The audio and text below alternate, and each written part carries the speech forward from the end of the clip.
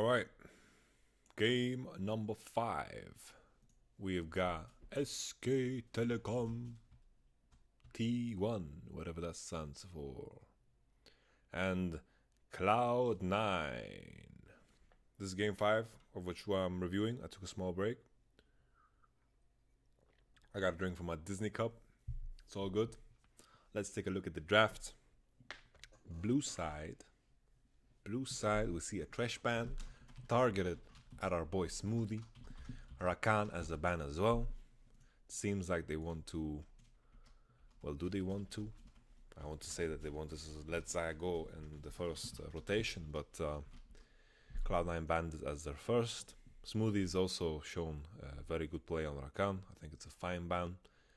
Force the wolf meta, force the wolf meta. There's a reason that guy has a Nami skin, he loves these type of champs.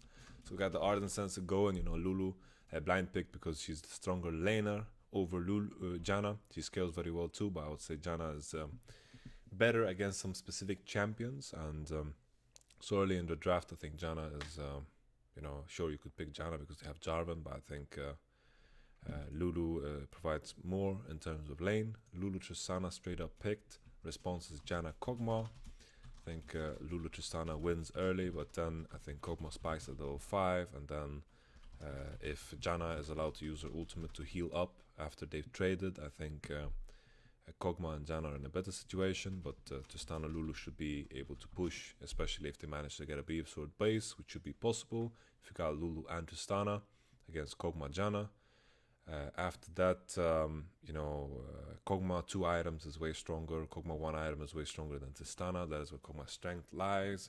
Tristana is very reliant on a lot of levels, and Kog'Maw is not. He just needs level 5, 7, 9 to get his W up, and it's the good stuff. On the other hand, we see Ryze picked third by Cloud9 to of course, suffocate the mid lane pick using 2 bans. It's Syndra and Orianna. I don't know how much of a payoff this is. The main thing here is that Syndra, Orianna are the 2 champions that are fine into Ryze. Not necessarily the first picks you would pick into Ryze, but they are still fine into Ryze. The main thing is that Syndra and Orianna are probably the best mid laners you can pick into Tristana and Lulu.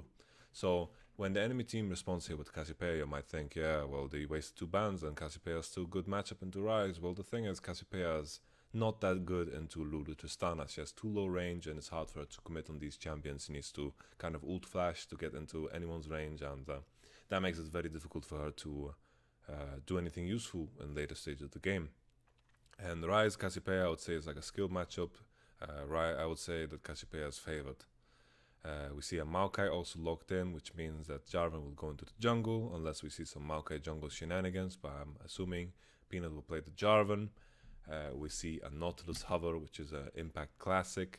Cho'Gath is out, Galio's still in, and in this case, I'm a bigger fan of Nautilus here than Galio, because Galio doesn't really have a good delivery system like the Nocturne that we saw in the previous game, right? So Nautilus, still a Tonk, received some buffs. I think they decreased the cooldown of his ultimate. They also did something with his shield. I don't remember what. They gave him some buffs. So it's a fine champion, right? I think Maokai is more of an S tier, and I think Nautilus is like an A tier, I would say Maokai is slightly better. Cho'Gath is, of course, up there with Maokai, but it wasn't possible to pick it here. The other argument would be that, instead of picking Rek'Sai here, they could have just picked the Maokai if they wanted to, but it seems like Impact, he has had success with Nautilus in the past, and I don't think this is going to make or break the game, right? Like Nautilus ultimate is still a very powerful tool. Let's hop into the game. So we're expecting priority from C9 in bot lane early on. SKT, I feel like they spike harder around 20-25 minutes than C9 do. I feel like C9, they can scale into this game slightly better. Not good enough to say like, yeah, they won this late game no matter what. No. I think it's slightly better. Ryze will have a good time on the side lanes. Playing Tristana against Jarvan is something you like doing because you're not an AD that can get stuck in that. So Jarvan ultimate is not like the #1 powerful tool. That tool will be used to... is he stroking his afro? He's stroking his afro. Look. Holy. Stroking his afro for good luck. That is crazy, man. Look at that. Look at his hand come in there. He goes in, man. That is going to make or break the game. Reaper stroking some fro. Yeah, Reaper and Coma with the banter. I'm imagining they're bantering around. You know, they have history. Reaper used to be in SKT together with Coma. He was an insane top lane. I remember his Evelyn was crazy fun to watch. Like when I was playing myself, Reaper was like the best top laner by far. And there was like Mac Noon and all these shenanigans. You know, a lot of great top laners playing during that time. Is he using the SKT skin? Holy moly. That is wild, Jensen. You are wild, man. Considering if Cleanse is better in this situation, but heal is super powerful. Like, heal is always good for the 2v2s, right? Because it affects two people. Like, in 2v2 and mid, it's always very, very powerful. But playing Cassiopeia against Rek'Sai, like, that's why I'm not too big a fan of the pickup here. Like, it's not too horrible. Like, old Rek'Sai used to be worse against Cassio, but playing Rek'Sai against Cassio is not something like that you hope to do. So I was surprised that this was a pickup. I would rather much pick Maokai, especially since Choga was banned, and then respond with something else, you know. But maybe they're scared of Huni picking up some like strange counters. You know, maybe he plays like a GP or a Fiora or whoever, whatever, like into a Maokai, and maybe that's what they're afraid of, and that's why they left the top lane pick for last, which is also reasonable, right? It's not completely crazy. So the things that we need to look out for in this game is like team fight wise, I feel like it's all about them ADs. Obviously, I think later down the line, engaging will be very difficult for both teams. Like engaging will be very hard, even though there's a Jarvan and a Nautilus. Like running into any of these teams is going to be very difficult. A lot of you don't want to be running into either Cassiopeia or Ryze. So it's all about speeding up your AD and boosting your AD and letting your AD take the decisions, right? And kind of dictate the pace of any team fight or dictate the pace of any kind of contestation when it comes to contesting waves. And I feel like this game is going to heavily rely on positioning and tempo and decision making. I feel like draft-wise, they match up very similarly stylistically. Like both teams don't want to be the ones face shaking or engaging. They want to be the one controlling space. It's going to be heavily centered around the objectives. I think if anyone's going to get engaged on, it might be the Cassiopeia or the Ryze. They might get stuck on a Jarvan ultimate or something of sort. And this is what we have to kind of look out for. Later stages of the game, like Cassiopeia and Ryze will most likely battle each other on the side lane. Ryze will have the advantage that he has the ultimate, but it can go either way, right? I think later on in the game it can definitely go either way, and I hope that both of them itemize for it, because how they do in the 1v1 on the pressure side is going to be very important. Kog'Maw compared to Tristana, I feel like Tristana wins early in the lane. Then if she gets a BF sword base at 42 CS, then she can keep pushing. Kog'Maw and Janna can still trade because they have the Janna ultimate, which heals them to full, which matters so much in lanes that aren't necessarily like full out all in. Like Wild Growth doesn't heal you; it's good in an all in situation. Janna ult can be good in an all in, but it can also be used to sustain yourself in a lane, right? And the thing is with Kog'Maw and Janna, they want to do small trades all the time and chip down at the Tristana and the Lulu. More likely Lulu, because she's not the one with Warlord's Bloodlust. So this is what we have to look out for. Let's head into it. Heavy trading in mid lane. Qualified for every world since 2013. Made it to 6 NALCS finals, won 2. Beat CLG in the NA regional. Qualified to make World 2017. Went undefeated in Worlds play-in. Boom. Actually, C9's play-in has been very impressive, and I'm hoping that they continue on the same kind of level. I feel like C9 is better than Fnatic. Now that is a matchup I would love to see, like C9 against Fnatic. I think that would be like a crazy kind of game, you know? We continue on. Why are we filming the top lane? Top lane is boring. Peanut up in top. He started bottom side. Rek'Sai is doing a 3 clear into potentially base. He's going to be behind here on the crab. He's not doing like Jarvan is doing a very fast clear by doing red buff with a leash into blue buff into Gromp. He means he's going to be first on the crab. I think Rek'Sai started by himself, and that makes him a bit slower. So Rek'Sai, his decision should have been that he just has to go for the base. Has to go for the base and then go for the bot side camps after picking up a longsword and a rejuvenation bead. But this also works too, right? It's not like he's unhealthy and he can't base. It's completely fine what he's doing. It'll be interesting to see like where the mid laners will want to base. Like both of them are tier based mid laners, and right now in this scenario where Jensen is starting at Sapphire Crystal, he can base for tier already at 3 minutes at the first cannon wave, right? And usually with Cassiopeia you base at the 5th wave where you get the tier, but of course this is not something you have to do. This is something that you prefer to do, getting your tier and getting it as soon as possible.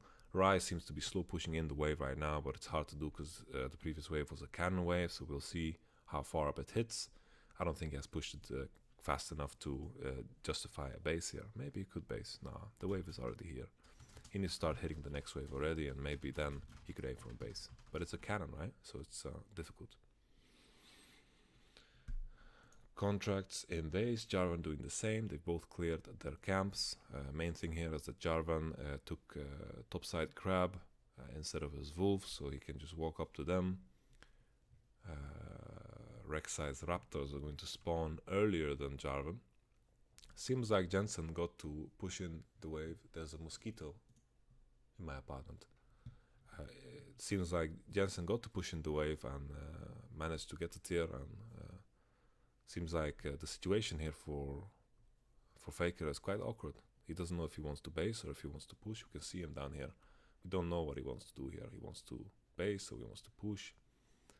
Like this is going to be bad for him either way, because Ryze is going to freeze. He doesn't push in time, and this is a good situation here for Jensen. Cassiopeia doesn't have a base and he's going to stay. He's going to freeze. Very good base. I felt like the response from Faker was very wonky and awkward here. Let's take a step back and see what he could have done differently.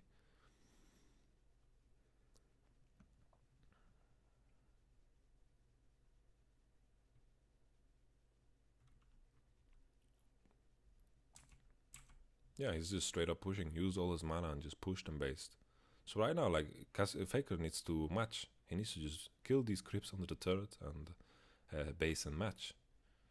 But right now, Faker is freezing, then basing, and then walking back, and then... it's not good, man. It's not good. He's gonna lose a lot of this. Definitely. We will see. We continue. Contracts at level 5. He was the one that had the Raptor spawn first. He did the more efficient clear, right? He did Raptor, red, golems, while Jarvan did red, blue, Gromp, which means that the smaller camps are going to spawn later because he killed them later. So right now Contract's at level 5, and he can be the one contesting the raptors that will spawn, right? He can contest the raptors that will spawn eventually. He can contest whatever Peanuts does, because Peanuts camp spawn later, and for him to catch up he needs to take those, and Contracts can be there. And on top of that, Jensen has a lot of pressure in mid now because he has a base advantage. So he can keep Faker under the turret here. Contracts can do a little bit of whatever he wants here, but it's not like Peanut is losing out too much here. It's all about the camp in the end. If Contracts can secure this camp, then it's a good situation. And Cassiopeia is now basing, is going to lose a full wave of creeps into the turret.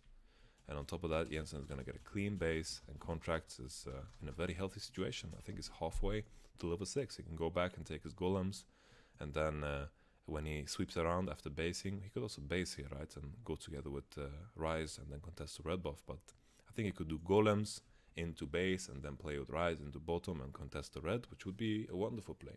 Let's see what his decision is. I sincerely feel like C9 are in position to contest, but the main thing here is that Faker based first, which means his wave is slow pushing towards the enemy, right? Because Jensen pushed in the wave then based. So Faker has a slow pushing wave, and maybe the slow pushing wave is enough to secure the red buff. So it's hard to maybe execute on this, right? We see that Cassiopeia is slow pushing here, and Jarvan is making use of this wave. So I was talking about invading red buff, and in all honesty, it's not possible. Let's see what Peanut can create here. He's placing some good wards. We have full bot side vision now, and Peanut is very certain he can do this Gromp without any danger. We can see that he's potentially thinking that there's a chance that he might be on Wolves, but he'll see him no matter what. And SKT's bot lane is having a great time in the bot lane. They are actually winning a matchup they shouldn't be winning. And Sneaky and Smoothie aren't necessarily the bot lane that is the most famous for winning bot lane. They usually Sneaky's praised for his team fighting ability, and he's getting pressured in a situation where he shouldn't be. Bang is reaching level 5, and Kog'Maw level 5 is usually where he spikes in terms of lane presence and power.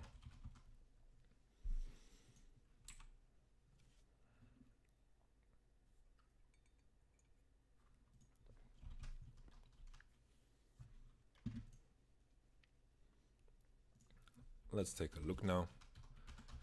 Jensen is continuously throwing spells in the mid lane. This matchup doesn't seem too terrible. I haven't seen Cassiopeia against Ryze, but of course the base timing was bad for Faker, so that comes into mind. But it seems like Ryze can always push the wave without any kind of danger.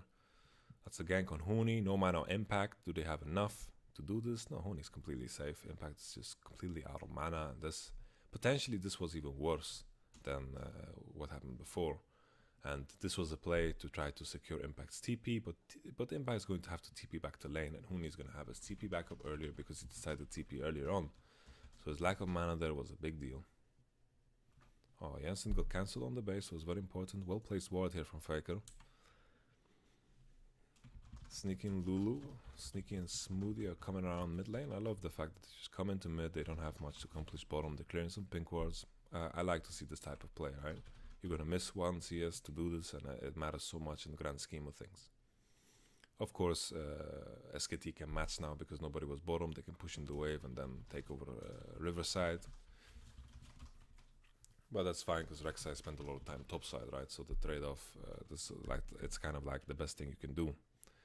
Good ultimate from Faker, but he still has his flash. He's completely fine. Oh. That was a bit too deep. Man, Ryze is gonna die too.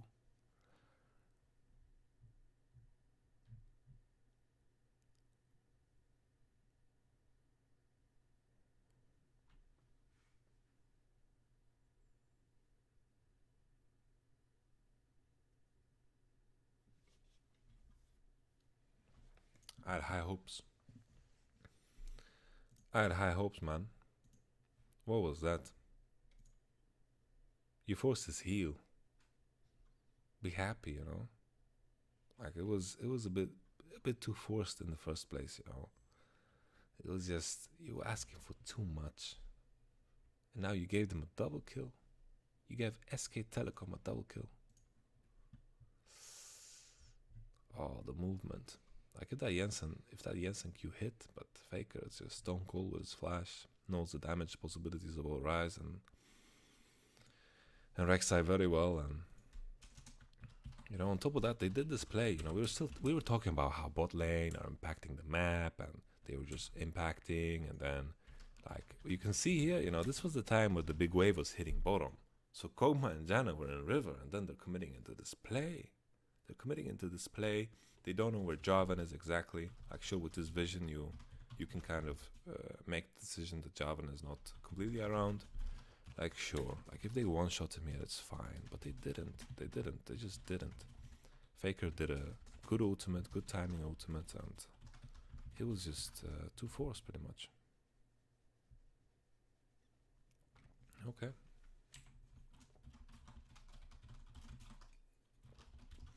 So the advantage from Ryze is now Gonzo. Ryze did a good base, Jensen did a good base, but now he's gone. That advantage is gone. Jarvan also is caught up to speed. They're a bit ahead. And bot lane, you know, both Maokai and bot lane, the things we haven't watched at all are slightly in favor of SK Telecom. Like we have the TP coming up earlier for Huni, and that matters a lot, right? You can look at the CS and sure say that Impact has a few more, but that is not going to be the deciding factor. I even think that Impact might have taken some golems up there. Not completely sure, but the CS differential is not what is going to be like the big deciding factor here. The TP coming up earlier is going to matter. Let's see if SKT can make use of it. And at the same time, bottom, I feel like SKT, it looks like they have an edge here from what we've seen. Like it's been constantly pushed in favor of SKT, and they got the good bases and they got the good pressure.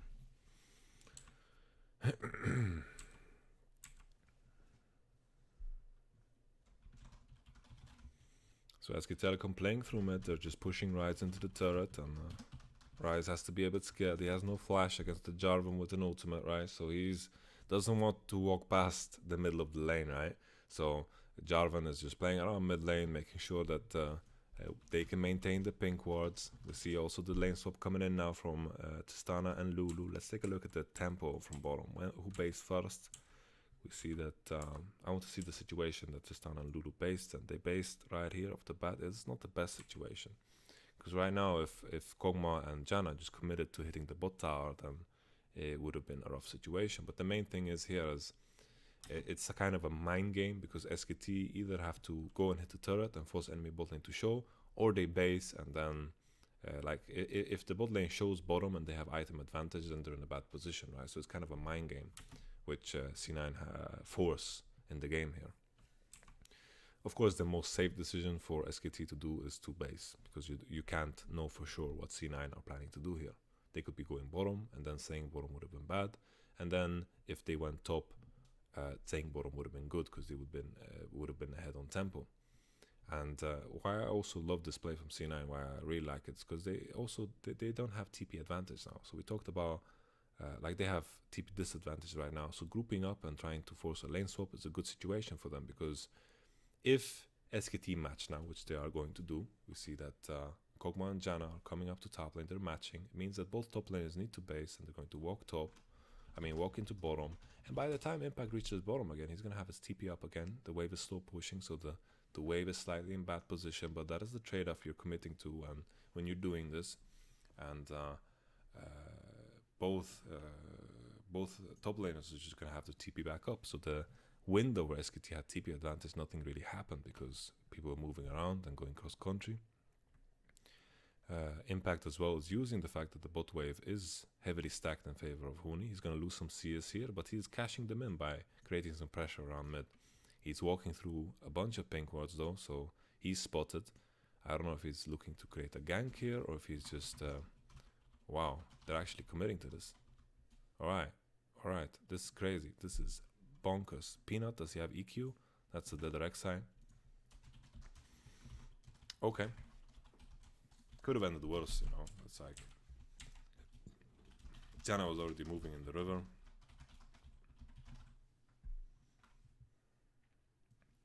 Thunderlord procced from Jarvan.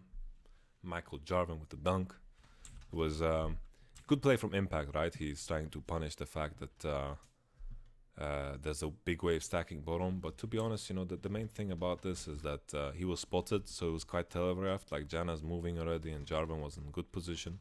You know, going 1-for-1 is completely fine, because let's say Jarvan was doing something else, maybe he was doing Gromp, he was busy, then, you know, they would have forced a good situation. So I feel like this was a fine gamble to do, right? It's not too terrible. Faker used heal, Jarvan used ultimate, and it's not that bad, you know, it's not that bad. It's like, just imagine a scenario where it wasn't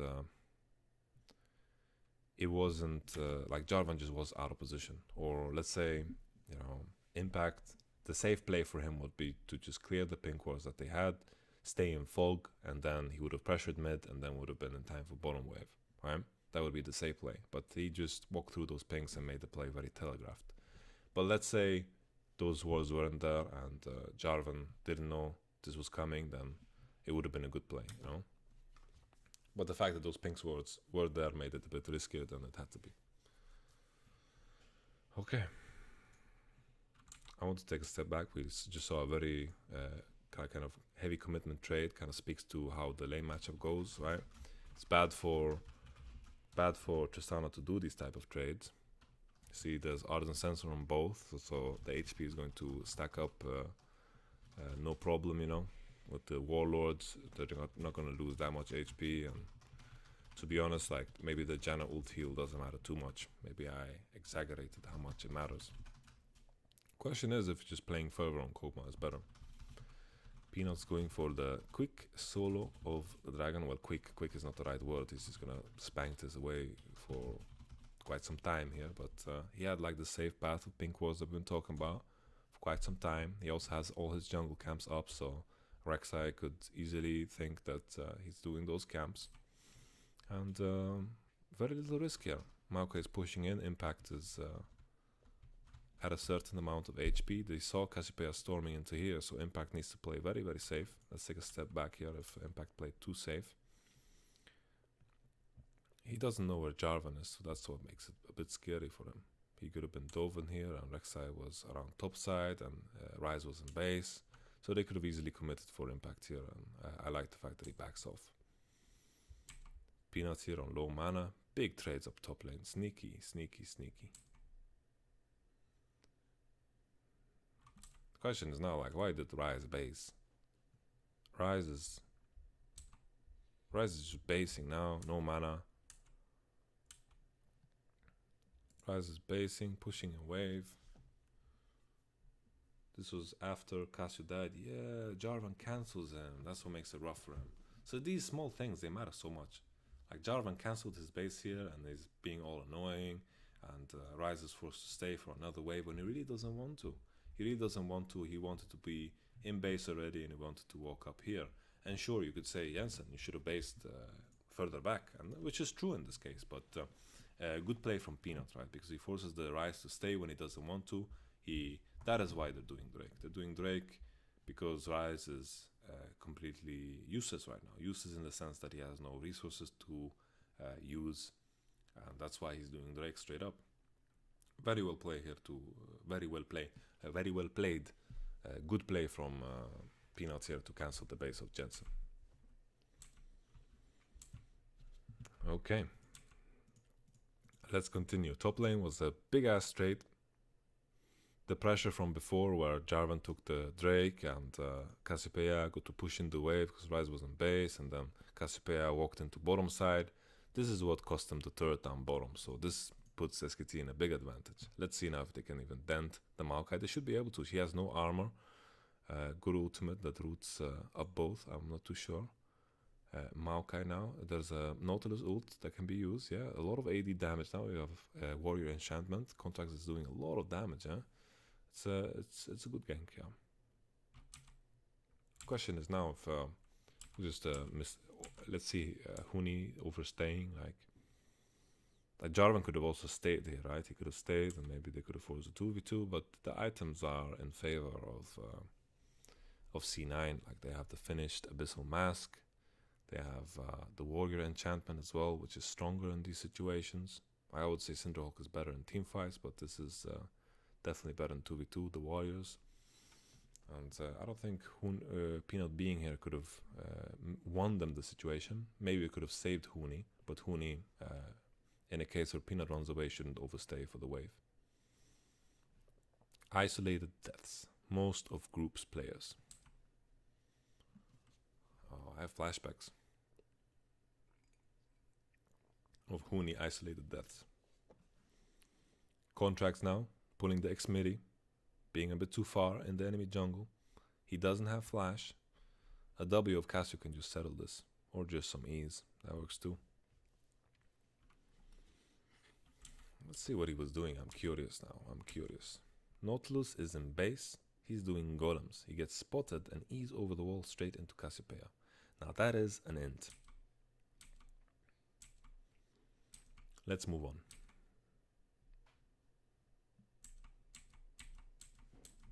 I feel like these teams are neglecting their kind of top side of the map a bit too much, but to be honest, like what can they really do? Like they can just walk up there and dive them straight up, and Jarvan and Rek'Sai, it's hard for them to impact a lane like this. It's not necessarily like melee supports, you know, they are staying at the far, like long range and not much to do.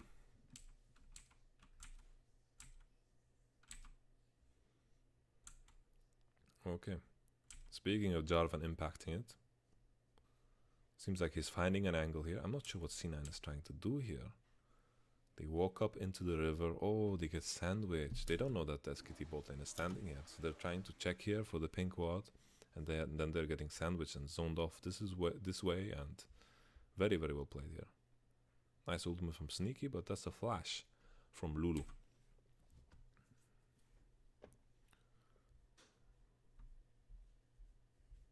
Whoa, whoa, whoa, whoa, whoa, whoa, whoa, whoa, whoa, whoa, whoa. Is that Faker? Holy moly. Let's take a look. So Impact is nowhere to be found. Pressing around mid lane. Impact is playing very, very well this game, I think.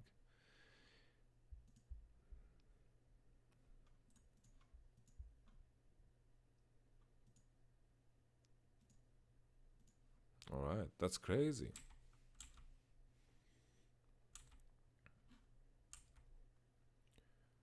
So the main thing here is like, what should Faker be doing? He was playing relatively safe.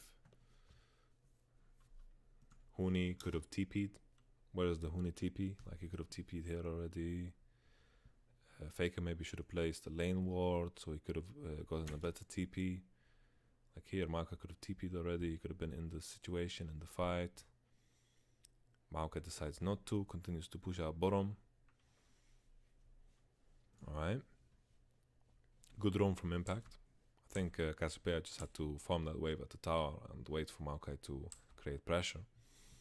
Because Jarvan was also playing around top side. This was right after the play in top, right? So Cassiopeia could have played a bit back and I waited for Maokai to push. I think also maybe potentially Maokai could have TP'd, but maybe it wouldn't have mattered because Jensen ran the other direction.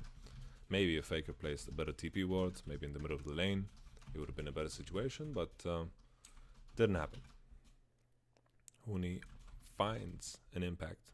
He's just trying to stop him from taking the CS here. Finally, Huni is the one that roams. Impact has TP for top lane. This is going to be a 3v3 situation. Maokai is in mid to get priority over Jensen, which is a good play since he pushed in bottom. Doesn't need to be bottom, he's just transitioning his pressure. Cassiopeia is also dead, so it makes it kind of locks Ryze in place. He didn't get the base, similar to the other situation where Cassiopeia died. He didn't get the base yet, so right now they're just hitting the tower. Looks like a dead mid tower. Wow, that went rather fast. It was chunked from the other times, and Jensen was stuck in mid when he needed to base because of both Peanut and Huni now. So I feel like Faker is being let down by his team and also being carried by his team, because he did screw up the base earlier on in the game. And this he could have played safer because Maokai did commit to the fact that he played bottom and pushed bottom. And Maokai can't really blindly push because he just got killed by Rek'Sai, right? Doesn't have flash, and it's risky for him to just blindly push. So he needs to wait for people to show before he does. And what Peanut was doing was he was gaining information topside, and when they have information topside, Huni can push and they can play a bit slower, and that was the play SKT were doing. But Cassiopeia was just a bit too fast. There was no other way to salvage that situation. I really don't think so. But good play from Impact. I think he's doing a great job. Contracts is now level 12 over Peanut. Peanut is only level 10, so Contracts has been farming away big time. I didn't really notice this earlier, so I can't really point out exactly what he did differently, but the fact of the matter is that he's level 12. Jarvan's farming ability is not the greatest, and I bet Contracts has just been doing a lot of Raptor camps and a lot of Golem camps.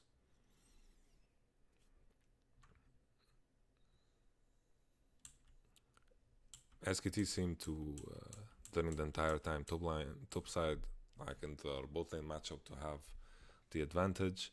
We got the gank on Lulu earlier that forced her flash. This game has gone on with the lane phases for a very long time, and the fact that the 3 outer towers for C9 are just down is such a big deal, you know, because it kind of shuts C9 in their place, you know. It kind of keeps them stuck on their side of the map, and they can't really push further than they would like to.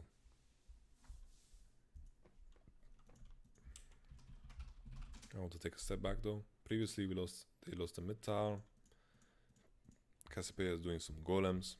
Man, these Korean teams are killing every single golem camp. They're killing every single jungle camp when it spawns. At least their side laners and their mid laners. Like I remember Khan and the Longzhu game, he was taking a lot of camps, and Kuz was kind of behind because of it. And I feel like maybe something similar happened to Peanut this time around. I don't want to go back just to check. The main thing is like making sacrifices like this as a jungler is completely fine because of how catch-up experience works, right? So these low economy junglers are pretty good in the current stage of the game, or state of the game. Let's continue. So all outer towers have fallen. It's all about that Nashor now. Cassiopeia and Jarvan seem to have a good time around mid lane. They can get priority very easily. Ryze has, of course, no flash at this point in time. Maokai is pushing Nautilus in. It's going to be rather even, I believe. Maybe Maokai has an advantage at this point, because I don't think Maokai's HP goes down if they are trading. So Maokai is pushing in bottom. Top side as well, Kog'Maw and Janna seem to have an advantage against Tristana and the other people, but right after pushing top, they went into this. Ooh, they cancelled that TP, and that looked very good. I want to take a step back just to see what SKT bot lane did. They just ignored top altogether and just went straight to mid. They were getting pressured by the Rek'Sai. Jarvan and Cassiopeia were playing bottom side. They pushed in the bottom wave. They killed Gromp, and then they went straight into mid to group up with the team. Okay. I like the fact that they know that Peanut and Cassiopeia are playing bot side, so they should tilt also towards bot side and not leave themselves exposed to play in top side because they don't know where Rek'Sai is. Or maybe they even knew where Rek'Sai was because they maybe spotted him on this ward.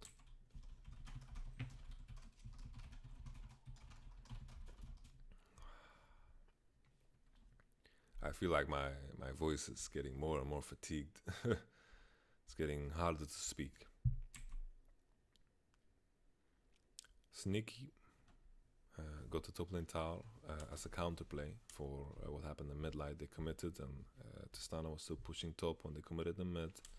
I want to take a step back and look at the play, because they pressured around mid and then they collapsed in mid, and the main thing here is that Maokai had priority, and he comes from an angle where C9 shouldn't be anywhere close to here. So they pushed the wave and they tried to go for a gank, and then they just walked up too far. This was too risky to do. Maokai has priority and the bot lane is nowhere to be seen. Like if the bot lane was here contesting the wave, I would like this play. But right now, Kog'Maw and Janna are missing in action. Jarvan is also missing. Committing to this play is very, very risky. There's no reason to do so. No one's showing up top. Maokai has priority. Jarvan is missing. It's a very, very dangerous play. They should be happy with the fact that they get the mid wave in trade for the Drake. They should back off and play towards top side. They could, like, right now they could be grouping here on river, right? And let Tristana clear the wave, force the enemy bot lane to show, and maybe pressure this wave together, you know, because that should be the plan. But right now, you know, when they commit into this, SKT is too centered already. They are too centered from the previous play, where SKT played into bot side, and now they just have, like, the way it worked, right, was first there was pressure from bottom that went into pressure in mid, and then the pressure from mid with Cassiopeia and Peanut was played into bottom, and while they were playing into bottom, C9 tried to play through top. Wolf and Bang recognized this, started moving towards bottom side because they can't impact the top wave, and then they moved into mid because they don't want to be top. There was no reason to be top at that time, and then they were in a grouped and center situation. So in a situation right here, like, imagine if Kog'Maw and Janna are pushing top and they are matching here on the wave with Tristana Lulu, then it would be a bad situation because Cassiopeia just committed to do Drake, so she's out of position to do the mid wave that is coming up here. So Ryze and Rek'Sai, their play would be, if Kog'Maw and Janna would be in top side, would be to commit here and commit on the turret. But just because Kog'Maw and Janna are not there, all they need to do is step into river. They need to step into river, let Tristana clear the wave. When Tristana cleared the wave, step into river together and then contest next mid wave, and then rinse and repeat. And then they will maintain control over the river and the Baron area. But right now, just because they commit on this play in mid, they try to cut off Faker, Janna and Kog'Maw, they have a better position to come into mid lane. Jarvan is also missing. He could be here for all we know. And Maokai also had priority from before because Cassiopeia and Jarvan were doing things in this side of the map, the bottom side of the map where the Drake is. They didn't know for sure if they were doing Drake or if they were pressuring Nautilus. Nautilus had to back off, and Maokai had priority from the previous play, walked into mid lane, and C9 needed to just pressure into top side and play with the fact that Tristana wanted to clear the wave. When Tristana cleared the wave, the play is either to hit the top tower or to group up in the river and make sure that SKT loses this top wave, but they didn't. Seems like SKT of this, they are forcing the Nashor situation. What's the play now for C9? It's a steal. Impact, like Contracts does have 1 level advantage and he has flash. He is half health though, so it might be hard. The main thing here is that Cassiopeia can stop with W, but Cassiopeia has low mana, so this might be kind of a dangerous situation. It's all about the Contract steal. Not sure what Sneaky is trying to do here. Maybe Bang can kill Contracts before he appears. He's trying to find an angle. Contracts is very low on HP. Faker is also low on mana. I think this is about 300 mana. He can maybe have enough of them ease to maybe stop Contracts here, but wow, Contracts committed a bit too late. And Wolf's ultimate is enough to heal here, and Bang is shooting away. Ooh. Alright. Dang, dang, dang, dang, dang. Bruce Buffer with the final report card. Referees are saying that this is a one-sided victory. Unanimous decision. Alright, let's assess this game. So C9 started off very, very well. They created some pressure points. Jensen was, he was ahead in the matchup because Faker screwed up a base. He fucked up a base and didn't go for it. Contracts was doing a more greedy clear path, which you can do with Rek'Sai, and it's harder to do with Jarvan. And he punished this by getting a couple of camps from SKT. And then we ran into that situation where SK Telecom responded very well to the ganks in mid. C9 did a few 2 telegraphed ganks in mid. Impact was walking over a pink ward, and then this one time he did a good gank into mid lane. And then this other time was when Cassiopeia ulted the Rek'Sai, and they just went 2 for 0, and it was just a rough situation. Also on top of that, I feel like Bang and Wolf completely outclassed Smoothie and Sneaky in the lane phase. They were just completely dominant throughout. And when you have players that are known to be better at the later stages of the game, that doesn't really fly if you want to beat Koreans. The same thing G2 when they played Samsung. And when they played Samsung, they tried to do this composition that kind of scales well and is weaker in the early lane against a team like Samsung. That doesn't really fly. And the same way with the way Sneaky and Smoothie like to play, at least in recent history, they've had struggle in lane phase. I think it doesn't really fly against the Korean team. We have Witsen as well, ready and rolling on Kog'Maw. Even though this item gives a lot of MR, it does a lot of damage too, right? Because it scales with your W and scales with Ginsu, passive damage. So it's a fantastic item. Even in this case, sure, there's some magic damage on Cloud9, so it's not, the MR is not completely useless either.